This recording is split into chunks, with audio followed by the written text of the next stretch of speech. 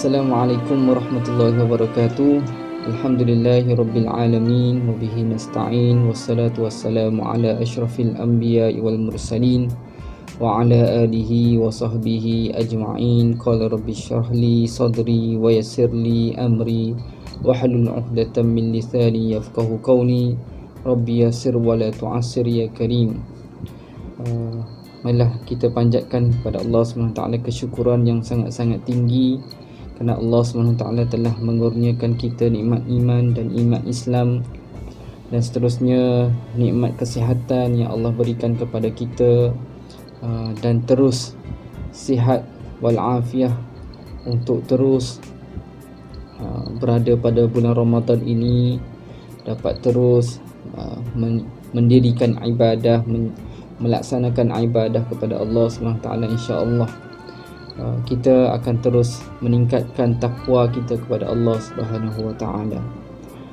Seterusnya marilah kita salam dan selawat kita ke atas junjungan besar Nabi Muhammad sallallahu alaihi wasallam, kerana Rasulullah lah yang telah membawa nikmat iman, nikmat Islam kita kecapi hari ini, insya-Allah.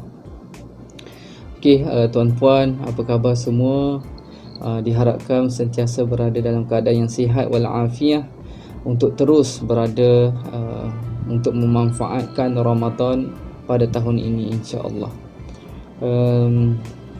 Hari ini ada hari yang ketujuh. Macam mana dengan Ramadan kita semua? Adakah lebih baik daripada hari semalam? Adakah dia lebih baik daripada Ramadan pada tahun lepas?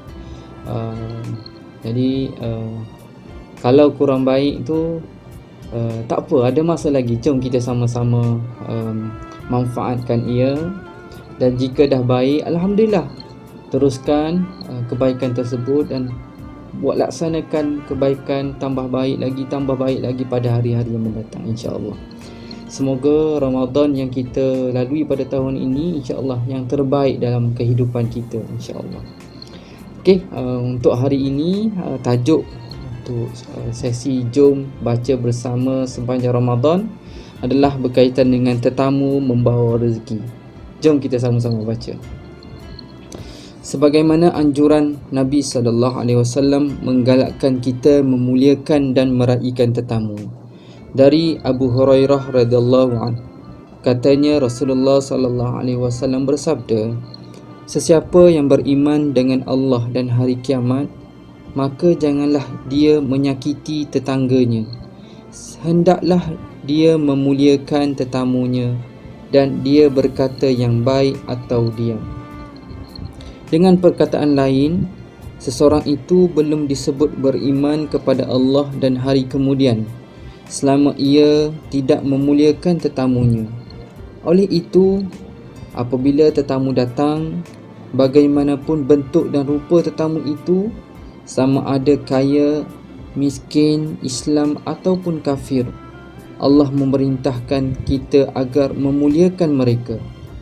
Pernah diriwayatkan bahawa Nabi Sulaiman AS pernah ditegur oleh Allah SWT kerana pada saat baginda didatangi seorang tetamu dari kaum kafir, baginda tidak sepenuh hati memuliakan tetamunya itu.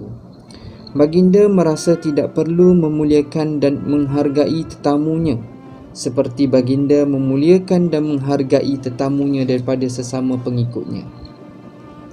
Disebabkan ia bukan umatku yang beriman. Begitulah fikir Nabi Sulaiman AS. Lantas baginda hanya memberikan minum dan bercakap seadanya. Setelah tetamu itu pulang, datanglah malaikat Jibril AS menyampaikan teguran Allah. Mengapa engkau perlakukan tetamumu seperti itu? Jawab Nabi Sulaiman, bukankah dia tetamu itu daripada golongan kafir? Jibril bertanya, siapakah yang menciptakan langit dan bumi ini? Allah. Jawab Nabi Sulaiman penuh yakin. Siapakah yang menciptakan malaikat, jin dan manusia? Allah. Siapakah yang menciptakan tumbuh-tumbuhan dan haiwan-haiwan? Allah. Siapakah yang menciptakan orang kafir itu? Allah. Lalu berhakkah engkau berlaku tidak adil terhadap ciptaan Allah? Maka bergegaslah Nabi Sulaiman mencari tetamunya tadi. Nabi Sulaiman AS dengan pantas mengejar tetamunya itu dan meminta maaf kerana berlaku tidak adil. Kisah dan pengajaran dari hadis ini cukup jelas. Jika kita mengaku beriman kepada Allah, maka wajib memuliakan tetamu dan meraihkan tetamu. Walaupun yang datang seekor kucing, jangan dihalau, berilah makan apa yang ada, kerana dia makhluk Allah yang dikirimkan untuk menguji kita.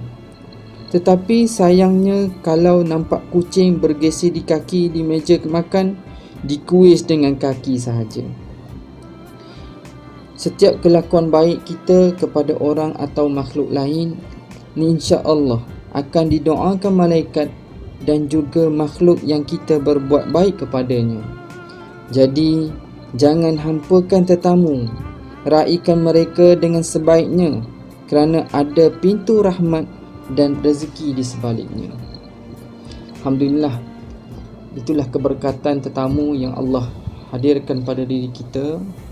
Dan pada hari ini teringat saya pengalaman semasa bertugas menyantuni Duyufur Rahman pada tahun lepas. Kami didatangi oleh seorang jemaah haji yang memberi semangat kepada kami. Kami di unit kaunseling sentiasa mempunyai pelbagai isu yang dibawa oleh jemaah haji. Kadang-kala kami terfikir kenapa mereka ini dapat datang ke Tanah Suci. Namun begitu, jemaah haji ini telah menasihatkan kami, maksudnya layanlah jemaah haji dengan sebaik-baiknya, kerana mereka adalah tetamu Allah. Walau apa buruk sekalipun di pandangan kamu, mereka itu adalah tetamu Allah. Daripada itu, kami semua terpanggil dan terus sedar bahawasanya tetamu Allah adalah insan yang dipilih olehnya untuk datang bertandang ke Tanah Suci untuk menunaikan fardu haji. Dengan itu, kami semua berusaha sebaik mungkin untuk terus memberi khidmat yang terbaik kepada semua jemaah haji. Itulah, marilah kita sama-sama meraihkan, menyantuni tetamu-tetamu kita, jiran tetangga kita dengan sebaiknya. InsyaAllah banyak keberkatan yang ada berselindung di sebalik perkara tersebut. Alhamdulillah, kita telah selesai untuk bacaan pada hari yang ke-7. InsyaAllah hari esok kita akan terus berada bersama dengan program ini dengan tajuknya Udang di Sebalik Sedekah. Pasal udang pula esok. Apa isinya? InsyaAllah kita terus sama-sama memanfaatkan masa pada hari esok bersama dengan jom baca bersama sepanjang Ramadan. Setakat itu saja untuk hari ini. Ingat, hidup hanya sekali. Biarlah ia bermanfaat untuk selama-lamanya. Salam Ramadan Karim. InsyaAllah jumpa esok. Wabillahi taufiq wal hidayah. Wassalamualaikum warahmatullahi wabarakatuh.